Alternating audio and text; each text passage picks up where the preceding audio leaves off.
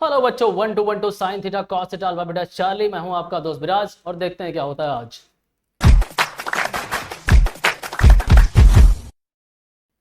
तो आज क्या होने वाला है? आज होने वाला है मैट्रिक्स।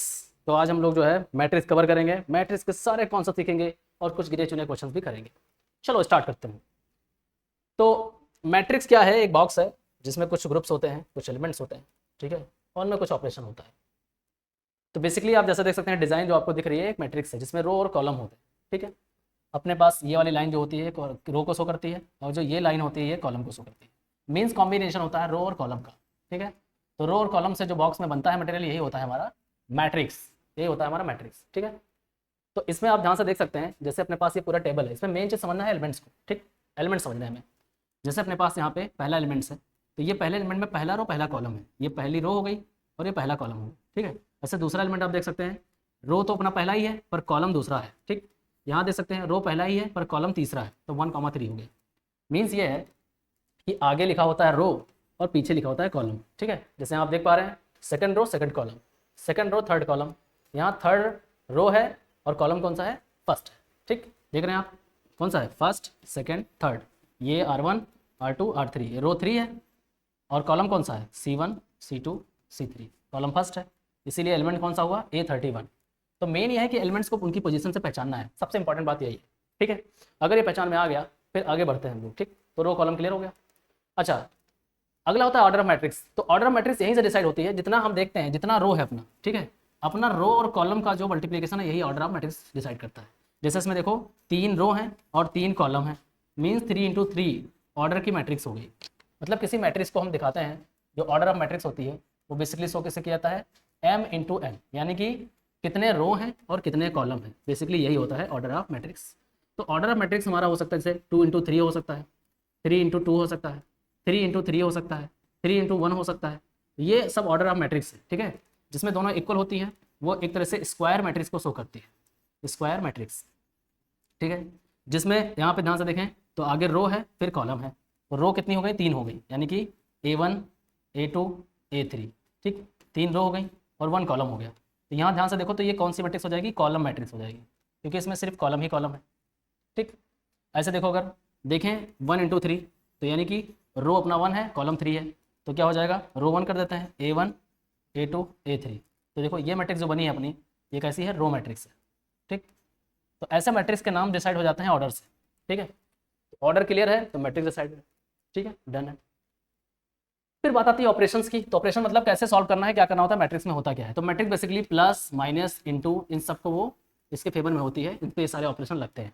होता कैसे है कि देखो, जो एडिशन ऑफ मैट्रिक्स होती है उसकी ऑर्डर सेम होनी चाहिए, सेम ऑर्डर वाली मैट्रिक्स ऐड होती है। जैसे देखो ये 2 × 2 ऑर्डर वाली मैट्रिक्स है, सामने वाली भी 2 × 2 ऑर्डर वाली मैट्रिक्स है, तो दोनों को ऐड कर सकते हैं उसके करस्पॉन्डिंग एलिमेंट के साथ। मतलब इस वाले एलिमेंट को इससे ऐड कर दोगे, ठीक है, तो ये वाला आ गया। ऐड होने के बाद सेकंड वाला सेकंड से ऐड कर दोगे तो ये आ जाएगा, ठीक। थर्ड वाला थर्ड से ऐड कर दोगे, ठीक है, तो ये आ जाएगा। ऐसे फोर्थ वाला फोर्थ से ऐड कर दोगे तो ये वाला आ जाएगा। तो ये भी कहीं ना कहीं जाके 2 × 2 ऑर्डर वाली ही मैट्रिक्स बनेगी, ठीक है। तो ये एडिशन का केस होता है। ऐसे सेम अपना होता है सब्ट्रैक्शन। सब्ट्रैक्शन में वही चीज़ होगी कि आपको करस्पॉन्डिंग वाले एलिमेंट को ही करस्पॉन्डिंग वाले एलिमेंट से माइनस करना होगा। एग्जाम्पल ले लो, मान लो यहाँ 3 4 5 6 है और दूसरी मैट्रिक्स अपने पास यहाँ माइनस में लिखी हुई है 1 2 5 और 3 7 लिखी हुई है, ठीक। तो क्या करोगे? माइनस करते हो तो 3 से यहाँ 1 जाएगा करस्पॉन्डिंग वाला, तो यहाँ 2 बचेगा, ठीक है। यहाँ 5 से 5 गया 0 बचा, यहाँ पे 4 से 2 गया तो 2 बचा, यहाँ 6 से 7 गया तो -1 बचेगा, है ना। तो मैथ के ऑपरेशन जो है वो लगाओ और मैट्रिक्स आपको मिलेगी। तो सब्ट्रैक्शन और एडिशन दोनों सेम सा होता है, सिंपल सा होता है, कोई दिक्कत नहीं है, ठीक है। फिर आता है मैट्रिक्स मल्टीप्लिकेशन। ये बहुत इंपॉर्टेंट है, पूरी मैट्रिक्स के अंदर सबसे इंपॉर्टेंट पार्ट जो है वो है क्या?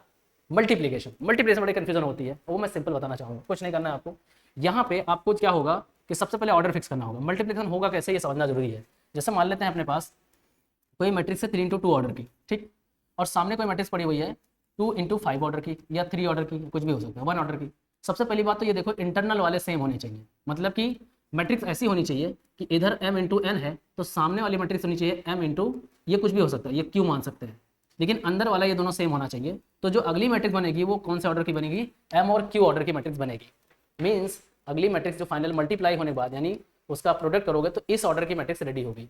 जैसे यहाँ पे हम देखें तो ये अपना 2 × 2 ऑर्डर का है, ये भी 2 × 2 ऑर्डर का है, तो इसमें अंदर वाले सेम है, ठीक है, और बाहर वाला बनेगा यानी कि 2 × 2 ऑर्डर की अगली मैट्रिक्स रेडी होगी। मीन्स हमारे पास 4 एलिमेंट यहाँ तैयार होंगे। एक तो होगा A11, A12, A21, A22। अब तो यहाँ आसानी समझ में आ रहा है, रो कॉलम ढूंढ लेना है और मल्टीप्लिकेशन आसानी से हो जाएगा। तो समझते हैं एक एग्जाम्पल के थ्रू ताकि क्लियर हो जाए, ठीक है।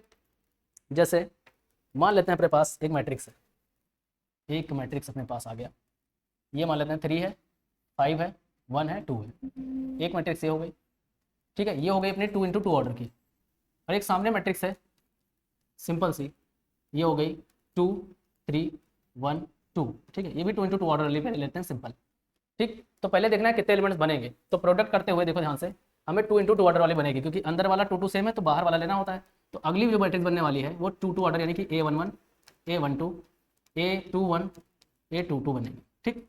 अब यहाँ से हम पहला एलिमेंट अगर निकालना चाहें A11 यानी फर्स्ट रो फर्स्ट कॉलम लेना है, तो मल्टीप्लाई करना है, इसका फर्स्ट रो इसके फर्स्ट कॉलम से मल्टीप्लाई कर दो सिंपल। तो आपका पहला एलिमेंट यहाँ से बन रहा है, देखो ध्यान से, फर्स्ट रो में पहला वाला पहले से, तो 3 3 2 6 हो गया, बाकी ऐड करना है, ठीक है।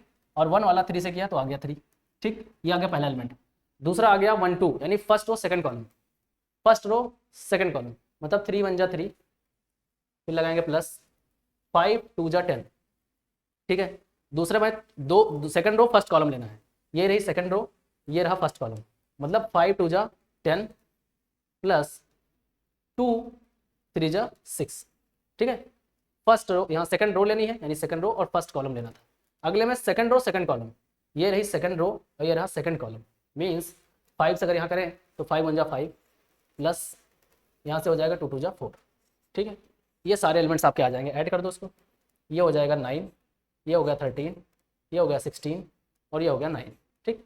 तो ये आपकी फाइनल मैट्रिक्स आ गई मल्टीप्लाई करने के बाद, ठीक है। तो प्रोसेस को बहुत अच्छा ध्यान रखना ताकि गड़बड़ी ना हो, ठीक है। मेन बात बस यही होती है कि यहाँ पे मल्टीप्लाई करते वक्त हमें ध्यान देना होता है कि मान लेते हैं अपने पास मैट्रिक्स पड़ी हुई है, एक मैट्रिक्स है अपने पास 3 × 2 ऑर्डर की, यानी 3 रो है, यानी कि हम बोल सकते हैं 1 2 3 रो हो गई, और 2 5 3 हो गई। मान लेते हैं ये अपनी कौन सी 3 × 2 ऑर्डर की मैट्रिक्स हो गई। अब अगली मैट्रिक्स जो सामने मल्टीप्लाई होने वाली है वो होनी चाहिए, मान लेते हैं 5 है 2 है, ठीक है, और यहाँ पे 3 है और 2 है। अब यहाँ पे ऑर्डर कौन सी है, सेकंड रो और सेकंड कॉलम है। तो ये मल्टीप्लाई पॉसिबल होगा क्योंकि इसके अंदर के ये सेम है, अंदर का ये सेम होगा तो मल्टीप्लाई पॉसिबल है। तो अगली जो मैट्रिक्स बनने वाली है वो 3 × 2 ऑर्डर की बनेगी, ये बनेगी 3 × 2 ऑर्डर की, यानी कि 3 रो होंगे और 2 कॉलम्स होंगे, मतलब टोटल 6 एलिमेंट बनेगी। देखो यहाँ पे मल्टीप्लाई होने के बाद 6 एलिमेंट्स बनेगा। तो बहुत अच्छे से इसको ध्यान रखना है मल्टीप्लाई करते वक्त, नहीं तो गड़बड़ हो जाएगा, ठीक है।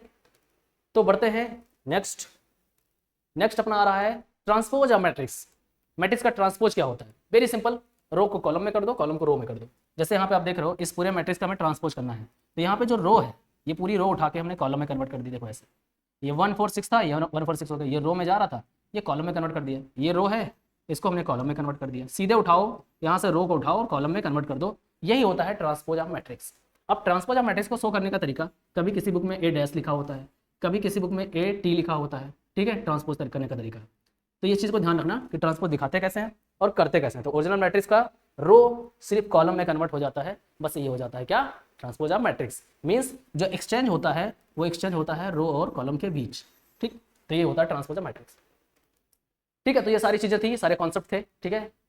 और जैसा कि हमने देख लिया सारे कॉन्सेप्ट कंप्लीट हो चुके हैं अपने मैट्रिक्स के। अब आप लोग क्वेश्चन करें और कोई डाउट हो तो हम मिलेंगे नेक्स्ट लेक्चर में। नेक्स्ट लेक्चर आपका क्वेश्चन से भरा हुआ लेक्चर होगा, जिसमें हम ऑल टाइप जो कॉन्सेप्ट सीखे हैं उस पर ढेर सारे क्वेश्चन लेकर के काम करेंगे, ठीक है। तो अपना ख्याल रखें, मस्त रहे, मिलते हैं नेक्स्ट लेक्चर में, तब तक के लिए धन्यवाद, थैंक यू।